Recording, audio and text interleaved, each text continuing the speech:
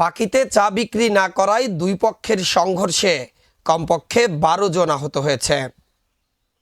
ঝিনাইদহের শৈলকুপায় বাকিতে চা না দেওয়াকে কেন্দ্র করে দ্বন্দ্বের জেরে দুপক্ষের মধ্যে সংঘর্ষের ঘটনা ঘটেছে। এতে আহত হয়েছে অন্তত 12 জন। শুক্রবার সকালে উপজেলার পৌর খালধারপাড়া এলাকায় এই ঘটনা ঘটে। স্থানীয়রা জানায় ওই গ্রামের রিপন হোসেন সকালে গ্রামের শাহজাহানের দোকানে চা পান করতে যায়। পূর্বের বাকি থাকা টাকা না দেওয়ায় নতুন করে বাকিতে চা দিতে অস্বীকার করে দোকানি শাহজাহান। এই নিয়ে রিপন ও শাহজাহানের মধ্যে তর্ক বিতর্ক ও হাতাহাতি হয়।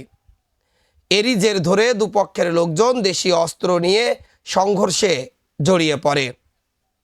এতে অন্তত আহত হয় 12 জন।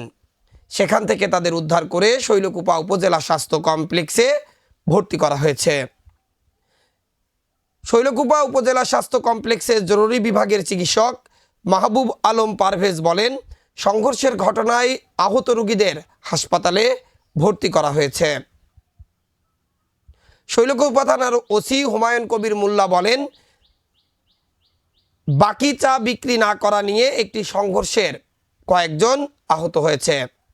এলাকায় পুলিশ মোতায়েন করা হয়েছে। বর্তমান পরিস্থিতি স্বাভাবিক রয়েছে।